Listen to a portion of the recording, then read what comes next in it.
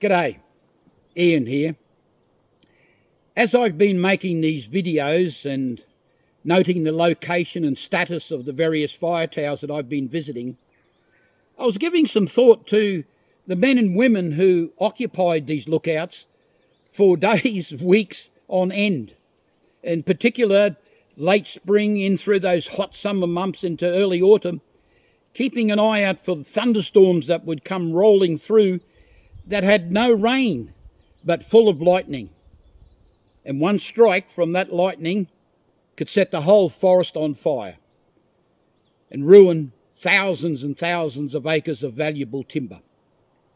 So what I decided to do is I've decided to write a poem, and this poem is dedicated to those in the lookout. The mercury is rising as the days are growing long, perched high in their fire towers, a wind for a song. In the forest, it's drying out, grass is all but cured, scanning the horizon to see the valleys are secured. Day after day, week after week, all rolling together, a constant check by the lookout, eyes on the weather.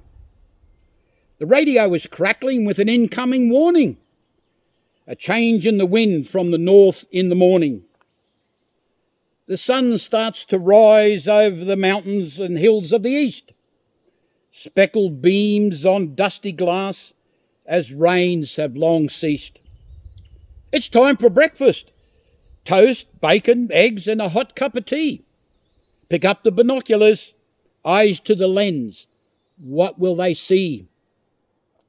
The world knows little of the day, but a diligent few. A haze is rising as the hot sun leaves a shimmering view. East, west, north and south and all the points between.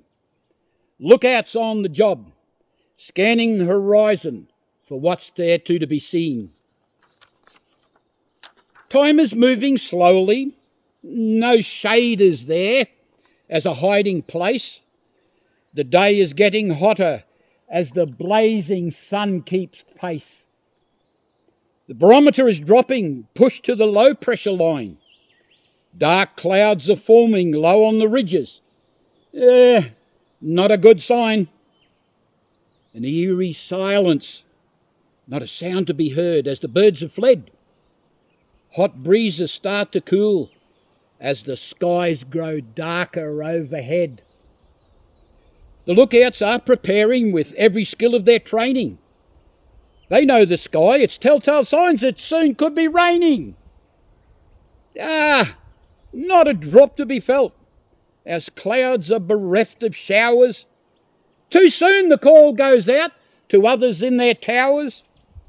This is a dry one. This storm will not break the drought.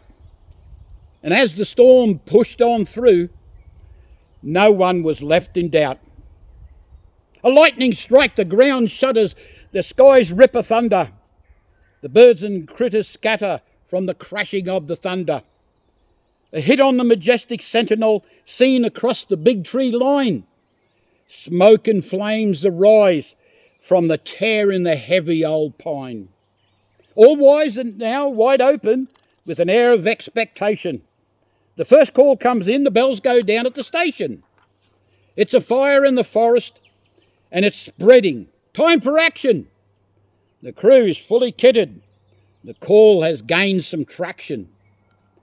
Radio traffic squawks in the towers and on the ground. Firefighters, engines and trucks come from all around. With sweat and muscle and bent backs, the crews build a line, while high above the lookouts, keep an eye on the time. Yankee Control, this is Tower 10. What is your location? Over. Tower 10, we're on the old fire road near the old log loader. The smoke and dust and red soil covering all the gear and crew. Knapsacks, rakos and shovels, that'll see them all stay true. Fire loads are down from early season cool burns.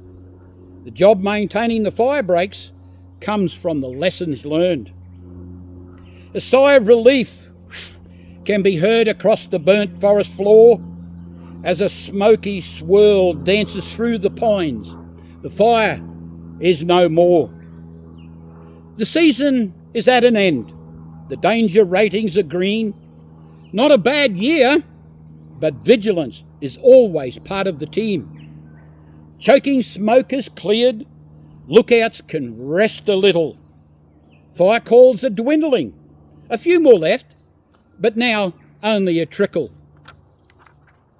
Cabin doors are closing, windows shuttered up, all but one. The lookouts are descending the endless stairs. A job well done. Humid days and rains are here. The landscape is greening fast. But alas, we know the cycle returns to what it was in the past.